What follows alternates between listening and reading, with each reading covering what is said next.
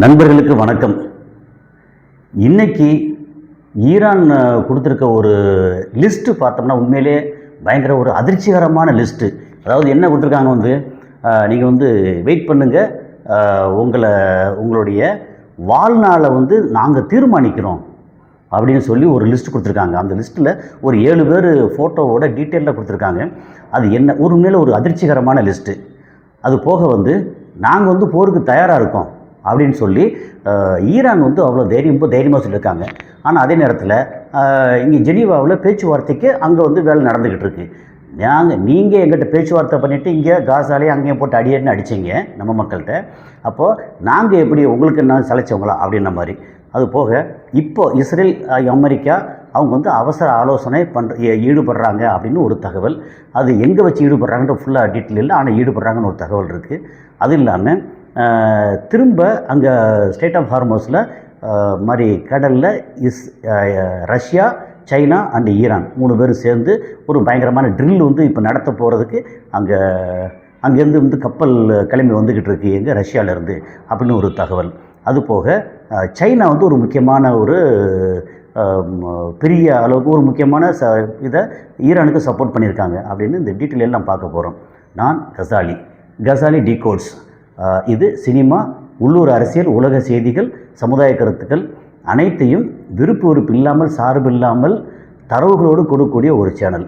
உங்கள் ஆதரவு லைக் பட்டனை கிளிக் செய்து சப்ஸ்கிரைப் செய்து நண்பர்களுக்கு பகிர்ந்து ஆதரவு தாருங்கள். நன்றி. இப்போ முதல்ல அவங்க கில் லிஸ்ட் அப்படின்னு ஒன்று கொடுத்துருக்காங்க. நீங்கள் அவங்க என்ன சொல்லியிருக்காங்க அப்படின்னா, we will determine the time of your death. ரொம்ப முக்கியமான விஷயம். நீங்கள் எப்போ சாக போகிறீங்க அப்படிங்கிறத நாங்கள் சொல்கிறோம். Okay, wait for Ababeel drone அதுக்காக வெயிட் பண்ணுங்கள் அப்படின்னு சொல்கிறாங்க. ஸோ அபாபில் ட்ரோனை பற்றி டீட்டெயில் எல்லாம் பேசியிருக்கோம். தேவைப்படுறாங்க நீங்கள் அது உள்ளே ஜாஸ்ட் பார்த்துக்கரலாம். ஆனால் என்னென்னா அந்த லிஸ்ட்டில் 7 பேர் ஃபோட்டோ போட்டு அதில் அவங்க இந்த மாதிரி பார்சி லாங்குவேஜில் கொடுத்துருக்காங்க. அது போக ஹீப்ரு மொழியிலையும் கொடுத்துருக்காங்க. அவங்க அந்த டிவியில் அவங்க கொடுத்த அறிவிப்பு, அந்த அறிவிப்பு உண்மையில் ஒரு பரபரப்பான ஒரு செய்தியாக இருக்குது. அது பார்த்தோன்னே என்னடா இது அப்படின்னு உள்ளே செக் பண்ணி பார்த்தா அந்த மாதிரி அறிவிப்பு கொடுத்துருக்கிறது தெரியுது சொல்ல. ஓகே, அது யார் அப்படிங்கிற விஷயத்தை நம்ம இப்போது சொன்னோம்னா இதை கேட்குற உங்களுக்கே ஒரு மிகப்பெரிய ஆச்சரியமாக இருக்கும்.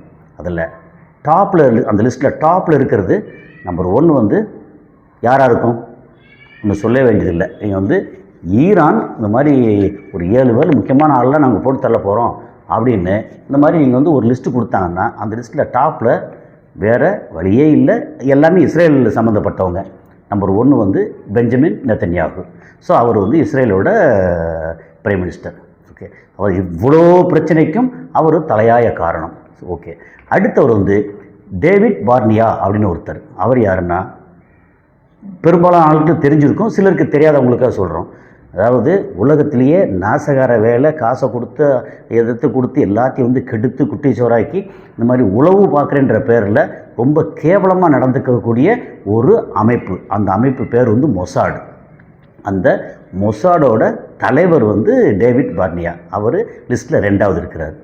3வது இதுக்கு எல்லாத்துக்கும் இந்த மாதிரி டிஃபென்ஸ் மினிஸ்டர் ஒருத்தர். ஓகே, ஐடிஎஃப் சீஃப் வேறு, டிஃபென்ஸ் மினிஸ்டர். அந்த டிஃபென்ஸ் மினிஸ்டர் பேர் இஸ்ரேல் காட்ஸ். முன்னாடி வேறு ஒருத்தர் இருந்தார். அதுக்கப்புறம் திடீர்னு போனதில் அவங்களுக்குள்ள பிரச்சனை வந்தவுடனே, அதாவது டிஃபென்ஸ் மினிஸ்டருக்கும் பிரைம் மினிஸ்டருக்கும் பிரச்சனை வந்தோடனே அந்த பழைய டிஃபென்ஸ் மினிஸ்டர் தூக்கி போட்டு இஸ்ரேல் காட்ஸ் அப்படின்னு ஒருத்தரை கொண்டு வச்சுருக்காங்க. அவர் இந்த லிஸ்ட்டில் இருக்கிறார். ஓகே, அடுத்து 4வது ஆட்டோமேட்டிக்காக ஒரு டிஃபென்ஸ் மினிஸ்டர் சொல்லிட்டாங்கன்னா அடுத்த கட்டத்தில் ஐடிஎஃப் இந்த மாதிரி இஸ்ரேல் டிஃபென்ஸ் ஃபோர்ஸுக்குள்ளே அதோட சீஃப், அது லெஃப்டினன்ட் ஜெனரல் இயால் ஜமீர். இது ரெகுலராக இந்த செய்தி கேட்டிருப்போம். இது 4வது ஆள் ஐடிஎஃப் சீஃப் அவர். 5வது யார் அப்படின்னா, இங்கே எப்போ போனாலும் சல்லுன்னு ஃப்ளைட்டை கொண்டு போய் எடுத்து டம்முன்னு போட்டு வர்றாங்க இல்லையா, அந்த ஏர்ஃபோர்ஸோட சீஃப் அவர் டோமார் பார் அப்படின்னு பேர். ஸோ ஏர்ஃபோர்ஸ் சீஃப் அவர் 5வது இடத்துல இருக்கிறார் 7 பேரில். 6வது யார் அப்படின்னு சொல்லியாச்சுன்னா அவர் இந்த மாதிரி மிலிட்ரி இன்டெலிஜென்ஸ் ஹெட்டு. ஸோ என்ன ஏது என்னங்கிற எல்லாத்தையும் எடுத்து அரேஞ்ச் பண்ணி சரியானபடி பிளானிங் திட்டங்கள்லாம் அழிக்கிறதுக்கு அடுத்தவங்களை நாசப்படுத்துறதுக்கு நல்ல ஒரு டீம், அருமையான டீம் செட் பண்ணி வச்சுருக்காங்களே. அதில் ஆறாவதாக ஷ்லோமி பைண்டர் அப்படின்னு ஒருத்தர், அவர் வந்து மிலிட்டரி இன்டெலிஜென்ஸ் ஹெட்டு அவர். அடுத்து 7வதா யார் அப்படின்னா ஆப்ரேஷன்ஸ் டைரக்டரேட் சீஃப். இப்போ இதெல்லாம் ஒரு உத்தரவு போட்டால் அந்த உத்தரவு எல்லாத்தையும் அதை கிளியர் பண்ணி அது ஒரு ஆப்ரேஷன்ஸ் டைரக்டரேட் ஹெட். ஓகே, அவர் யாருன்னா இட்ஸிக் கோஹன் அப்படின்னு பேர். ஸோ இது வந்து 7 பேரையும் போட்டு தைரியமாக எல்லாம் அவங்கள ஹீப்ரு மொழியிலையும் அனுப்பிச்சுட்ருக்காங்க அப்படிங்கிறது தான் இது ஒரு முக்கியமான விஷயம். அதுக்கு வந்து அங்கே வந்து உள்ளே பார்த்தா அல்லோலப்படுறாங்க. என்ன ஒரு விஷயம் என்னென்னா, இப்போ இது போட்ட உடனே ஒரு சாரர் எப்படின்னா ஈரான் ஜெயிக்கணும் அப்படின்னு நினைக்கக்கூடிய ஒரு சாரர், ஆஹா சூப்பர் ஈரான் வந்து சொல்லிட்டாங்கடா, இந்த 7 பேரையும் வந்து டக்குன்னு கட்டி தூக்கிடுவாங்க, இங்கே தூக்கியாச்சுன்னா அங்கே வந்து அங்கே அடுத்த கட்டத்துக்கு ஆளே கிடையாது, மொத்தம் இஸ்ரேல் வந்து அப்படியே ஸ்தம்பிச்சு போயிடும் அப்படின்னு ஒரு சாரர் வந்து நினைக்கலாம். இன்னொன்று ஆப்போசிட்னு ஒரு சாரர் வந்து இஸ்ரேல் ஜெயிக்கணும் அப்படின்னு நினைக்கக்கூடிய, அதாவது சில நேரத்தில் என்ன தோணுதுன்னா, நம்ம ஊரில் இங்கே நம்ம நாட்டில் இருக்கக்கூடிய யூதர்கள் வந்து பொதுவாக இந்த இதில் கலந்துக்கிறத ஒன்றும் பெருசாக இல்லை. ஆனால் கிறிஸ்தவ நண்பர்கள் இருக்காங்க இல்லையா, அவங்களுக்கு என்ன அப்படின்னா இஸ்லாமிய வெறுப்பு அப்படிங்கிறது அதில் வந்து அப்போ யூதர்கள் வந்து என்னமோ அவங்களுக்கு ரொம்ப வேண்டப்பட்டவங்க மாதிரி. ஆனால் ஒரிஜினலாக பார்த்தோம்னா யூதர்கள் தான் இயேசுநாதரை இப்போ வரைக்கும் ஏற்றுக்கல. அப்புறம் யூதர்கள் எப்போவுமே கிறிஸ்தவர்களை வந்து ஒரு 2ஆம் தரம் 3ஆம் தரமாக தான் மனசளவில் இப்போ வரைக்கும் நடத்திக்கிட்டு இருக்காங்க. சரிவே, அது ஒரு பக்கம் இருக்கட்டும். இப்போது அவங்களுக்கு என்ன தோணும், இஸ்ரேல் வந்து தோற்றக்கூடாது அப்படின்னு ஒரு கோஷ்டி நினைக்கிறாங்க. இது எப்படின்னா நம்ம சொல்கிறது நடுநிலையாக 2 பக்கம் என்ன நினைக்கிறாங்கன்னு சொல்கிறது தான். ஓகே, நம்மளோட வேலை அவ்வளோதான். அதை தாண்டி வந்து நமக்கு சொந்த கருத்தை பெருசாலாம் இங்கே சொல்கிறது இல்லை. வெளியில் என்ன எடுக்கிறோமோ அதெல்லாத்தையும் எடுத்து அது ஒரு மாதிரி சம்மரைஸ் பண்ணி அப்படி கொடுக்குறது தான். இப்போது உதாரணத்துக்கு வச்சுக்கோமே, இப்போ பெஞ்சமின் நெத்தன்யாகு ஏதோ ஒரு வகையில் என்ன சொல்லியிருக்காங்கன்னா, wait for the Ababil drone. Ababil drone வந்து அது ரொம்ப ஒரு பவர்ஃபுல். அப்போ அந்த ட்ரோனை வச்சு ஒரு வேளை பெஞ்சமின் நெத்தன்யாகு இருக்கிற இடத்த அடித்து தாக்கிட்டாங்கன்னு வச்சுங்களேன், அப்போ இஸ்ரேல் வந்து சும்மாவாக இருப்பாங்க? ஐயோ ஈரான் அடிச்சிட்டாங்க அப்படின்னு சும்மாவாக இருப்பாங்க? இஸ்ரேல் அவங்க கையில் என்ன ஆயுதம் இல்லாமல் இருக்கா? என்ன எந்த அளவுக்கு இருக்காங்க, பயங்கர பவர்ஃபுல்லாக இருக்காங்க.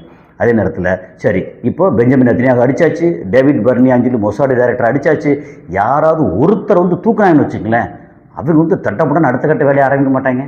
ஸோ இப்போ வந்து பிரச்சனை என்ன, நாங்கள் உங்களை தாக்க போகிறோம் அப்படின்னு சொல்லிவிட்டு அடுத்த கட்டத்தை இறங்குறாங்க. ஆனால் இந்த ஈரானோட நடவடிக்கைக்கும் இஸ்ரேல் நடவடிக்கைக்கும் ஒரு மிகப்பெரிய வித்தியாசம் இருக்குது. இஸ்ரேல் என்ன செய்வாங்கன்னா, ஒன்றும் சொல்லாமல் அமைதியாக அப்படியே கூடவே அங்கே பக்கத்தில் அப்படியே இருக்கிற மாதிரி இருந்து அங்கே உள்ளுக்குள்ள கூட இருக்கிற மக்கள்கிட்ட வந்து காசை கொடுத்து ஆசை வார்த்தை காட்டி எல்லாத்தையும் செஞ்சு அங்கே வந்து பெரும் தலைகளை போட்டு தள்ளுவாங்க. போட்டு தள்ளி முடிச்சுட்டு இது நாங்கள் தான் பண்ணோம் அப்படின்னு அறிவிப்பு கொடுப்பாங்க. ஸோ வித்தியாசம் என்னென்னா, இஸ்ரேல் வந்து அதை செஞ்சுட்டு அறிவிப்பு கொடுப்பாங்க. ஈரான் வந்து இப்போ அறிவிப்பு கொடுத்துருக்காங்க. இப்போ அறிவிப்பு கொடுத்துட்டு சப்போஸ் இது நடக்கலைன்னு வச்சுக்கோங்க, நீங்கள் வந்து சும்மா அறிவிப்பு கொடுப்பீங்களா அப்படின்னு ஈரான் மேலே ஒரு தவறான கண்ணோட்டம் வர்றது கூட வாய்ப்பு இருக்குது. இது எப்படின்னா, இதெல்லாம் அலசி பார்க்கும்போது எப்படி பார்த்தாலும் இஸ்ரேல் வந்து ரொம்ப ஆயுதமே இல்லாமல் ரொம்ப சாப்பெல்லாம் கிடையாது. இஸ்ரேல் வந்து பவர்ஃபுல் ஆயுதம் வச்சுருக்காங்க. என்ன ஒன்று, 25 வருஷத்துக்கு முன்னாடி அந்த ரீஜனில் இஸ்ரேல் வந்து ரொம்ப பவர்ஃபுல்லாக இருந்தாங்க. இப்போ வந்து இஸ்ரேலை கிட்டத்தட்ட தாண்டின பவரில் ஈரான் இருக்காங்க. அப்படிங்கிறது தான் ஒரு பெரிய வித்தியாசம். அப்போது ஈரான் வந்து அடிக்க வர்றாங்கன்னா இஸ்ரேல் வந்து கையை கட்டிட்டு இருக்க மாட்டாங்க. அதே மாதிரி இப்போ வந்து இஸ்ரேல் வந்து ஏதாவது ஒரு சின்ன விஷயத்தை வந்து ஆரம்பித்தாங்கன்னா ஈரான் சும்மா இருக்க மாட்டாங்க. இப்போ அமெரிக்காவே வந்து என்ன செய்கிறாங்க, கப்பலை வச்சு நிறுத்திருக்காங்க. 1 லட்ச ரூபாய்க்கு மேலே உள்ள ஒரு கப்பல், 1 லட்சம் கோடிக்கு மேலே உள்ள ஒரு கப்பல். அந்த கப்பல் நிறுத்திட்டு என்ன பண்ணுறது தெரியாமல் அடுத்த கட்ட பேச்சுவார்த்தை நடத்தணுன்றாங்க. இப்போ இஸ்ரேல் பார்த்தா அடிச்சே தீரணுன்றாங்க. ஒரு சின்ன மினி அட்டாமிக் பாம்பு அதெல்லாம் கூட போடணுன்றாங்க. இல்லை அவங்களோட விஷயத்தை இப்போ பெஞ்சமின் நெத்தன்யாகு அவரோட பேச்செல்லாம் வந்து வீடியோலாம் இருக்குது. அதெல்லாம் கேட்டோம்னா அவர் ரொம்ப முக்கியமாக அந்த மிசைல் வந்து ஒரு 300 கிலோமீட்டர் தூரம், அதிகபட்சம் 500 கிலோமீட்டர் தூரத்தை தாண்டி வரக்கூடாது, அதுக்கு நம்ம தடுக்கணுன்றாரு. அப்புறம் ப்ராக்சிக்கு எதுவும் சப்போர்ட் பண்ணக்கூடாது அப்படிங்கிறாரு. ப்ராக்சிஸ்னால் யார்? லெபனானில் ஹிஸ்புல்லா, இங்கே வந்து காசாவில் ஹமாஸு, ஏமனில் ஹவுத்திஸு, அதுக்கப்புறம் ஈராக்கில் வந்து அங்கே வந்து இன்னொரு ஐஆர்ஜிசி ஒன்று இருக்காங்க. ஸோ இது எல்லாமே அந்த ஐஆர்ஜிசி ஈரான் இருக்கிறது வேறு, ஈராக்கில் இன்னும் ஒரு குரூப் இருக்காங்க, அப்புறம் சிரியாவில் இருக்காங்க, அப்படின்னு ஒரு 7-8 குரூப் இருக்காங்களா, அத்தனை பேருக்கு எதுவும் கொடுக்கக்கூடாது அப்படின்னு. இதெல்லாம் வந்து எங்கே எழுதி வாங்கி என்ன செய்ய போகிறீங்க? நீங்கள் வந்து எப்படி பார்த்தாலும் நீங்கள் வந்து யோக்கியமாக இருந்துச்சுன்னா இந்த அக்ரிமெண்ட் இதெல்லாம் கரெக்டாக இருக்கும். நீங்கள் தான் யோக்கியம் கிடையாது. ஆனால் இதெல்லாம் சொல்லியிருக்கிறாரு. அப்போது என்ன ஆகுது அப்படின்னா, இவங்க அனௌன்ஸ் பண்ணியிருக்காங்க. அனௌன்ஸ் பண்ணிவிட்டு சும்மா இருக்க மாட்டாங்க. என்ன மாதிரி இவங்களை போட்டு தள்ளுறதுக்கு அங்கே எல்லாம் ரெடி ஆகும், நம்மளை போட்டு தள்ளிடுவாங்கப்பா அப்படின்னு இவங்களும் வந்து வேறு மாதிரி கொஞ்சம் அலர்ட்டாக இருப்பாங்க. என்னென்னா அந்த ரீஜனில் மக்கள் மாதிரி நிம்மதியாக வாழ்ந்துடவே கூடாதுன்ற இடத்துல நோக்கி போய்கிட்டு இருக்கு. அது போக அடுத்த கட்டம் என்னென்னா, இந்த மாதிரி ஏதோ கொஞ்சம் பேச்சுவார்த்தை நடக்குது அப்படிங்கிறதுல ஈரான் மக்கள் கொஞ்சம் பெருமிச்சு விட்ருப்பாங்க, இஸ்ரேலில் இருக்கிற யூதர்கள் கொஞ்சம் பெருமிச்சு விட்ருப்பாங்க. ஆனால் யார் என்ன பெருமிச்சு விட்டாலும் இங்கே காசாவில் இருக்கிற மக்களையும் அந்த சவுத் லெபனானில் இருக்கக்கூடிய ஹிஸ்புல்லான்ற பேரில் லெபனான் மக்களையும் இஸ்ரேல் நிம்மதியை இருக்க விடுறதே இல்லை. இப்போ வரைக்கும் போட்டு அடிச்சுட்டு இருக்காங்க. அதாவது இஸ்ரேல் வந்து பவர்ஃபுல் அப்படின்னு சொல்கிறோம், ஆனால் அந்த பவர்ஃபுல் யார்கிட்டடா காமிப்பீங்க நீங்கள்? அவ்வளோ கேவலமாக, இவ்வளோ மோசமாக. அதாவது அடுத்த இடத்துல நாங்கள் இருப்போம், நாங்கள் கிரேட்டர் எஸ்டேட் எல்லாத்தையும் நாங்கள் வந்து பிடிப்போம், நீங்கள் ஒன்றும் செய்யக்கூடாது அப்படின்ற இடத்துல இருக்காங்களா? இப்போது காலம் மாறுதில்ல, மாறிடுச்சு. இப்போ என்ன பண்ணுறாங்க, அடுத்த கட்டத்தில் இப்போ லேசாக வந்து கண நெருப்பு எரிஞ்சிக்கிட்டு இருக்கா. அந்த நெருப்பு வந்து எக்ஸ்ட்ரா வந்து பற்ற வைக்கிறதுக்காக என்ன நடந்திருக்கு, ஈரானுக்கு சப்போர்ட் பண்ணுறதுக்கு அங்கே வந்து ட்ரில் நடத்துறதுக்காக அந்த ஸ்டேட் ஆஃப் ஹார்மோஸ் சொல்லி அந்த ஜலசந்தி இருக்கு இல்லையா, ஈரானுக்கும் ஓமனுக்கும் இடையில வந்து ஒரு 33 கிலோமீட்டர் விட்டில் ஒரு ஜலசந்தி. அந்த ஜலசந்தி அந்த பக்கத்தில் இந்த மாதிரி நேவல் ட்ரில்லு அதை வந்து பண்ணுறதுக்காக, அது என்னென்னா இந்த மாதிரி ஒரு போர் பயிற்சி அப்படி பண்ணுறதுக்காக சைனா, ரஷ்யா, ஈரான் முடிவு பண்ணி இப்போ வந்து ரஷ்யாவோட மிகப்பெரிய போர்க்கப்பல் வந்துக்கிட்டு இருக்கு இப்போது. அப்போ வந்துட்டுனா சும்மா எப்படி விடுவாங்க, நேராக அங்கே வரும். அப்போ அமெரிக்காவோட கப்பல் அந்த பக்கம் நிற்கிது, யுஎஸ்எஸ் ஆப்ரஹாம் லிங்கன் இருக்குது. இப்போ இன்னொரு கப்பலும் பக்கத்தில் வந்துருச்சுன்னு நினைக்கிறேன். ஸோ இன்னொரு கப்பல் வந்து நம்ம ஜெரால்டு, யுஎஸ்எஸ் ஜெரால்டு வந்துருக்கு அப்படின்னா இவங்க கப்பலும் வந்து சேருது, ரஷ்யா கப்பல் இங்கே உள்ளே வந்துட்டு, அப்புறம் சைனாவோட கப்பல், அப்புறம் இவங்களோட எல்லாமே ஈரானோட கப்பல் எல்லாம் சேர்த்து அங்கே வச்சு ட்ரில் வந்து போர் பயிற்சி பண்ணுவாங்க. அப்போ போர் பயிற்சி பண்ணும்போது என்ன நடக்கும், அஜிஜோ இப்படி ஆகுது அப்படியே எல்லாத்தையும் கவனிப்பாங்களா? நீ வந்து தொட்ட அமெரிக்காவை இது ரஷ்யா இப்போ சொல்லக்கூடிய விஷயம் என்னென்னா, நீ வந்து ஈரானை தொட்ட நீ கெட்ட, நான் பின்னாடி இருக்கும் அப்படின்னு அதை நேரடியாக காமிக்கிறதுக்காக. இது மட்டும் இல்லை, இன்னும் ஒரு முக்கியமான விஷயத்தை வந்து அங்கே பண்ணியிருக்காங்க. அதுதான் வந்து ஒருவேளை ஈரானில் போர் வந்துருமோ அப்படிங்கிற அளவுக்கு பயமுறுத்துகிற ஒரு விஷயம் என்னென்னா, நம்ம வந்து அமெரிக்காவில் ஒரு விமானம் இருக்குது, டூம்ஸ்டே அப்படின்னு சொல்லி ஒரு விமானம், அது அடிக்கடி வெளியே வர்றதில்லை. அது என்னென்னா பயங்கர பாதுகாப்பானது. நீங்கள் வந்து அது மொத்தத்துக்கு ரேடார் எல்லாம் சேர்ந்தால் கூட அதுக்கு தனிப்பட்ட முறையில் ரேடார் அப்படின்னு எல்லாம் பயங்கர ஒரு எக்யூப்டு. அது போக டூம்ஸ்டே என்ன சொல்லுவாங்கன்னா, இந்த மாதிரி அணு ஆயுதம் வெடித்து அங்கே வந்தால் கூட அதிலேருந்து கதிர்வீச்சு அங்கே உள்ளுக்குள்ளே வராது அப்படின்ற அளவுக்கு சொல்லுவாங்க. அந்த மாதிரி ஒரு ஃப்ளைட்டு டெஹ்ரானில் வந்து இறங்கியிருக்கு. இப்போ எப்படின்னா அந்த இப்போ இதுக்கு பேர் வந்து ஃப்ளைட்டுக்கு பேர் TU-214PU, airborne command post jet அது. ஸோ அது அந்த ஃபோட்டோஸ் வீடியோஸ் எல்லாம் பார்த்தீங்கன்னா உண்மையிலே பயங்கரமாக இருக்கும். ஸோ அந்த மாதிரி வந்து மாஸ்கோவிலேருந்து தெஹ்ரானில் வந்து இறங்கியிருக்கு. அது போக சைனாவிலேருந்து அது பார்த்தோன்னா அவங்க வந்து ஃப்ளைட்டில் இந்த மாதிரிலாம் வந்து புதுசாக வந்து இறக்கியிருக்காங்க. அதை வந்து டீட்டெயில் கொடுத்தோன்னா ஒரு பெரிய டீட்டெயில் இருக்கும். ஸோ இப்போ என்ன நடக்குது அப்படின்னா, சைனா வந்து கொட்டிகிட்டு இருக்காங்க அவங்களோட எக்யூப்மெண்ட்டை. ரஷ்யா கடல்லையும் சப்போர்ட் பண்ணுறேன், அப்புறம் டூம்ஸ்டே மாதிரி வந்து வெளியே வராத எதாலையும் அழிக்க முடியாத, அது அழிக்கிறது உலகத்தில் எல்லாமே அழிக்கலாம் வச்சு, ஆனால் ஈஸியாக தொட முடியாத ஒரு ஃப்ளைட்டு. அது வந்து எதுக்காக இங்கே கொண்டு வந்து இப்போ வச்சுருக்காங்க, ஒருவேளை போர் வந்தால் அவர் கம்பெனியாக இருக்கட்டும் பெரிய பெரிய ஆட்களை வந்து பத்திரமா கூட்டு போய் சேர்க்குறக்கா. அப்போ போர்னு வந்துருச்சுன்னா இஸ்ரேல் வந்து எப்படி சும்மா இருக்க மாட்டாங்க, அணு ஆயுதத்தை பிரயோகப்படுத்துவாங்க. அப்போ இங்கே இருக்கிற இவங்க வந்து ஒரு 12 குண்டு வந்து ரெடியாக வச்சுருக்கதா நேற்று வந்து வேறு இடத்துல தகவல் சொல்கிறாங்க. இது தகவல் யார் சொல்கிறது, எல்லாமே வந்து இஸ்ரேலோட உளவு பிரிவு தான் சொல்லுது. ஸோ இந்த மாதிரி 12 குண்டு தயாராக வச்சுருக்காங்க அப்படின்னு. ஸோ இந்த 12 குண்டு இவங்க வச்சுட்டு சும்மா இருப்பாங்களா, இஸ்ரேல் வந்து மொத்தத்துக்கு சொல்லி முடிப்பாங்க. அப்புறம் எப்படி பார்த்தாலும் அவங்க அடிக்கிற அடியில் வந்து ஈரானும் சொல்லி முடியும். அப்போ இவன் வந்து காப்பாற்றி கொண்டு போகிறதுக்காக ஒரு ஃப்ளைட் வந்திருக்கா. அவங்களுக்கு தெரியுமில்ல, நமக்கே வந்து எல்லாத்தையும் கவனிக்கிற நமக்கு இவ்வளோ தெரியுது அப்படின்னா, அங்கே இன்டெலிஜென்ஸ் இருக்காங்க இல்லையா, KGB இருக்கட்டும், இவங்களோடது எல்லாமே சேர்ந்து அவங்களுக்கு தெரியும். அப்போது போர் சீக்கிரம் வரப்போதான்னு தெரியல, ஆனால் போர் வந்ததுன்னா பெரிய நாசம், சாதாரண நாசம் இல்லை. ஸோ என்ன நடக்குதுன்னு அடுத்தடுத்த இன்றைக்கி ஒருவேளை இன்றைக்கி நைட்டு ஏதாவது நடக்கலாம், இல்லை நாளைக்கு நடக்கலாம், அல்லது இந்த மாதிரி பரபரப்பாக்கி விட்டுட்டு அமைதியாக இருக்கலாம். ஆனால் நம்மளுடைய